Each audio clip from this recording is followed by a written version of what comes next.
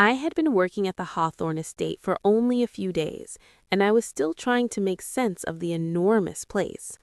The hallways were endless, the floors so polished they reflected every step, and the rooms so spacious it felt like they would never end. I moved quietly, carrying cleaning supplies, arranging everything, trying my best not to be noticed. Ethan Hawthorne, the owner of the estate, I hadn't seen much of him yet. A successful young man in his early 30s, but always sick. He spent most of his time in his main wing, coughing sometimes, his face pale and exhausted. Doctors came and went, but nothing seemed to help, and I couldn't understand the reason behind his constant illness. On my third day, while cleaning one of the back rooms, I noticed something strange.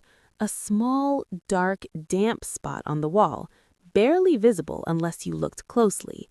I approached and smelled a strong, musty odor. I stopped for a moment, a sinking feeling in my chest. Something wasn't right.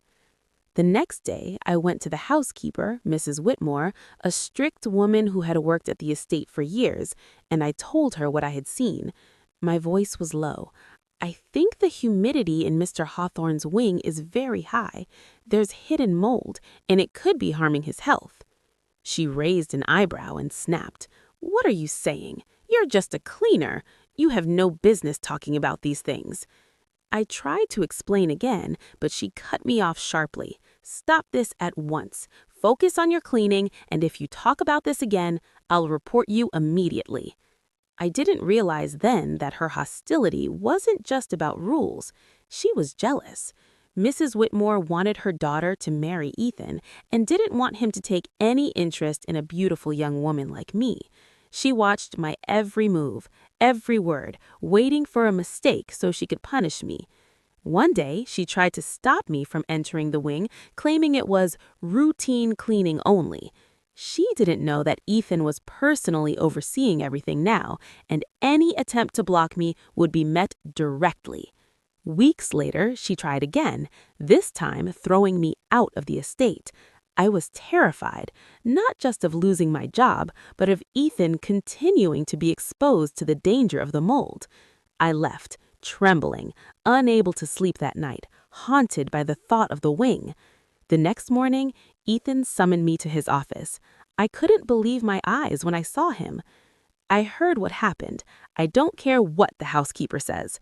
I want you to continue your work as you always have," he said. I took a deep breath, feeling the weight of the past days lift. "You're the only one who noticed what no one else did. From now on, the wing is under my direct supervision, and no one will pressure you." From that moment, things changed in the estate. The silence no longer suffocated me, and the housekeeper no longer watched my every move with sharp eyes. For the first time, I felt that at least one person understood the importance of what I was doing, and that my life and mind were safe. As the days passed, I noticed Ethan's health improving whenever he spent time outside the wing. His coughing eased, his fatigue lessened, and his face looked healthier. But he also began to notice me in ways I hadn't expected. He would ask about small details. "How's the room arrangement? Is the garden comfortable today?" His smiles became warmer, and his tone carried a personal appreciation I had never felt before. I began to feel something new in my heart, a warm, comforting feeling I didn't know how to name, but I sensed that Ethan trusted me and valued everything I did. Mrs. Whitmore became increasingly hostile. Every attempt I made to offer suggestions or comments, she interpreted as a threat to her daughter's future. She tried to prevent any interaction between Ethan and me, growing angrier each day. But she didn't realize that his interest in me had been clear for a long time, not just professional appreciation, but genuine trust and comfort, even respect for my skills and character. Months passed. I continued monitoring the mold and the dangers in the old wing until it was completely fixed. When Ethan began to improve, we all felt relief.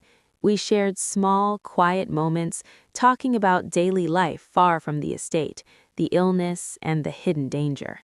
One night, he spoke firmly. "That's enough. No one will harass you or stop you from doing your work.